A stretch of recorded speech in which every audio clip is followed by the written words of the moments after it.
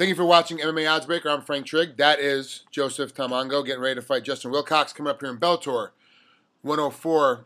You put on yourself quite a bit of a win streak. Your record is 19-4, but you're on a 10-fight win streak right now, correct? Yes. What do you remember the last time you lost? Back in 2009. Oh, you do remember? Okay. Yeah, I did. That's what made me better, actually. You were like after the last loss, I was already like, oh man, losing sucks. I just wanted to get better and and put in the work, and it's been showing so far. And now that I'm at an amazing gym, Alliance MMA in San Diego, the program's just making me a better fighter, well-rounded every day, learning new stuff, new tricks. And our coaching staff is doing such an amazing job. We have so much talent, in there, and experience with all of them, letting us doing the program and sinking all the knowledge. So it's pretty much making us the best fighters pretty much out there in the world to watch out for. Gustafsson went down and trained with you guys before his fight with Jones, right? Yes. Even though he lost, and I actually bet Jones, but I thought Gustafsson won the fight. So I really thought that Gustafsson pulled it off. Even though he lost on the record, watching that fight, did that give you even more confidence in the coaching staff and how things worked out at Alliance? Yes, just the way they coached him, they always try to coach all the fighters the same way, to push the pace, put our combinations together, and put the pressure on pretty much. A lot of our guys, we have a lot of world-class guys in our gym that just, man, we just mix things up, and chemistry is just one thing that we all come together, and no matter what we're good at, we all try to help each other in different aspects of the game. But a lot of our main strength is wrestling, so we try to put wrestling to MMA, and it's just working so much great for us, at this moment. It's my understanding that Phil Davis spent a lot of time with Gustafsson teaching him how to defend the takedown, and we saw that for Gustafsson it worked. It worked 11 times out of 12. We only got taken down one time. Is Phil walking around in his little bright pink shorts, clicking his heels every day now because of how good of a coach he is?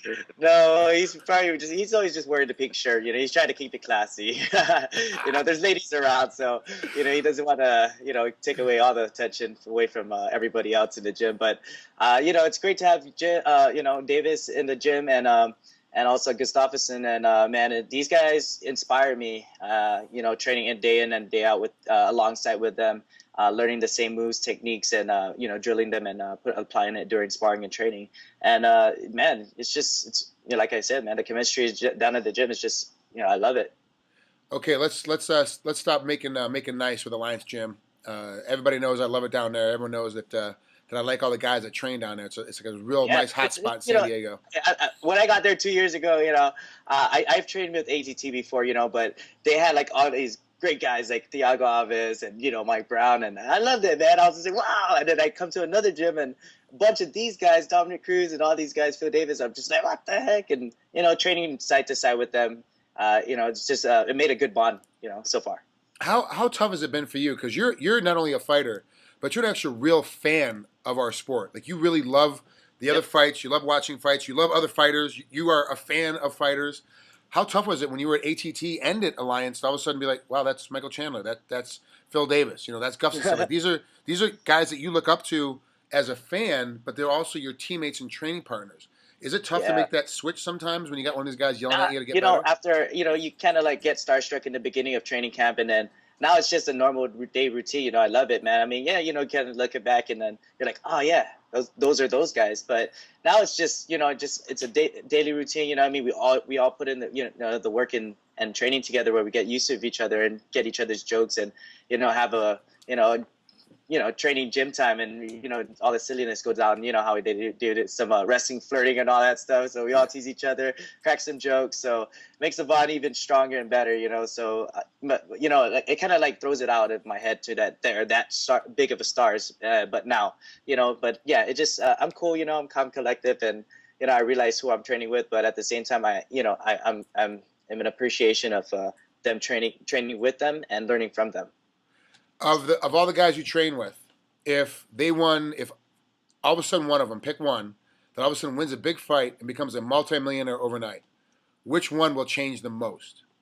Would it be Phil Davis, Michael Chandler, or Dominic Cruz?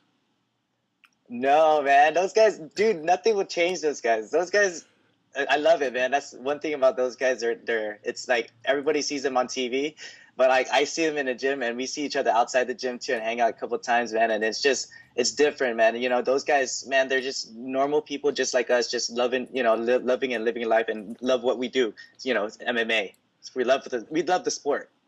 All right, let's talk about Justin Wilcox right here. That's your opponent coming All right. up Yeah, here. there you go. You're waiting for the hard question. You're starting to sweat a little bit. That's my hot date for October 11th. Let's see. He's not very attractive, so you picked a very unattractive date. He's a little muscular for my taste. Break him down as a fighter. What do you see when you watch tapes? Man, he's aggressive. You know, just like his nickname, Silverback. He comes as like a big old, big beast, just trying to come in, clobber me, or anybody. So, I mean, like I said, I train with a lot of great guys, man. Sparring day in and day out, and learning everybody's, going that kind of experience. You know, it can kind of makes me a better fighter every day and every week that we train. And I've been in the camp for about over 8 weeks already. So, I'm actually, excited. I've done this so many times and ready to rock and roll. Justin's watching tape on you. From the tape of your last 10 fights, what do you think he believes is your weakness? What do you think he's going to try to exploit when he fights you? The thing is, like a lot of fighters can look me up and watch the way I fight. I'm not, it's not going to matter. It's just that's my confidence, it's a different fight that night, and I'm going to bring it that night, and whatever happens, it's going to happen. I'm going to have fun doing it too. Beautiful. Thanks, Joseph, for coming around here and spending a little bit of time with us here at MMA Oddsbreaker. Good luck against Justin Wilcox. We'll talk to you soon. Hey, it's a pleasure to meet you, Frank. God bless, man. Thank you guys so much.